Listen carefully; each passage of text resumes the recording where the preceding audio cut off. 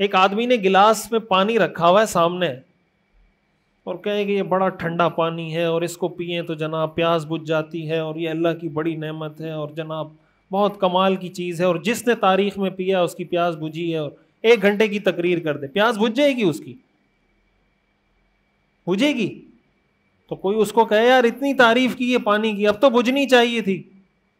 دوسرا آدمی ہے وہ کوئی تعریف نہیں کرتا، وہ اٹھا کے پی لیتا ہے، کس کی پیاس بجھے گی؟ جس نے پانی پیا ہے اس کی نا، یا جس نے تعریفیں کی ہیں؟ ہم کہتے ہیں اسلام ایسا اچھا مذہب ہے، اللہ تعالیٰ بہت بڑی ذات ہے، اور نماز بہت اچھا کام ہے، اور زکوٰۃ دینا بہت کمال کی چیز ہے، اور حج بھی بہت ثواب کا کام ہے، اور غریبوں کے کام آنا بھی بہت زبردست چیز ہے، اور عمل کر نہیں رہے، اور پھر کہتے ہیں یار ہم مسلمان ہیں لیکن اللہ کی مدد نہیں آ رہی۔ ہم مسلمان ہیں لیکن اللہ کی مدد، تو بھائی اللہ کی مدد کیسے آئے گی؟ پانی کی تعریفیں کرنے سے پیاس نہیں بجھتی، تو نماز کی تعریفیں کرنے سے اس کا اثر بھی نہیں ملے گا۔ نماز پڑھیں پھر اثر ہوگا، حرام سے بچیں پھر اثر ہوگا، کسی یتیم کے کام آئیں پھر اثر ہوگا، خیر کے کام میں آگے بڑھیں پھر اثر ہوگا۔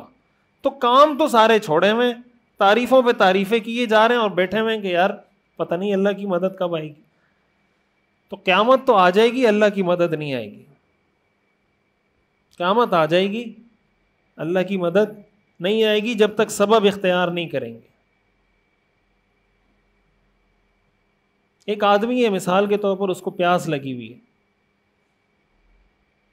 اور وہ آپ کو آ کے کہے امام صاحب مجھے پیاس لگی ہوئی ہے، کوئی وظیفہ بتا دے میری پیاس بجھ جائے۔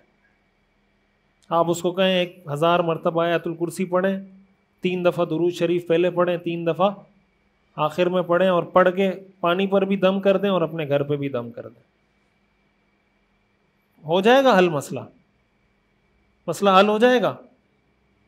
نہیں ہوگا بھائی۔ لوگ کہتے ہیں ہمیں کوئی ایسا وظیفہ بتائیں کہ میری بیوی مجھ سے محبت کرنے لگ جائے، ہم اس کو کہتے ہیں 3 دفعہ درود شریف پہلے پڑھو، 3 دفعہ آخر میں پڑھو، اور بیچ میں اتنی دفعہ آیت الکرسی پڑھ کے پانی پہ دم کر دو، محبت کرنے لگ جائے گی۔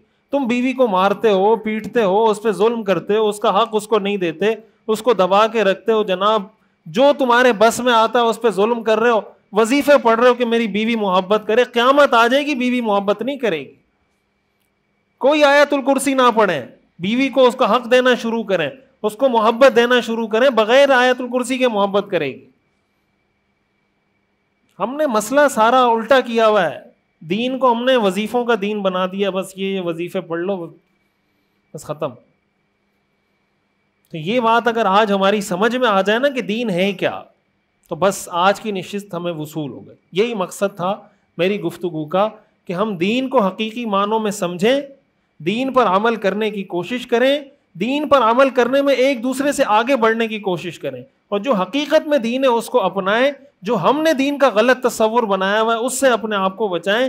اگر اس کی طرف ہم آ جاتے ہیں تو اللہ تعالی ہمیں اس دین کے اثرات، ثمرات، برکات دنیا میں بھی عطا کرے گا اور آخرت میں بھی عطا کرے گا۔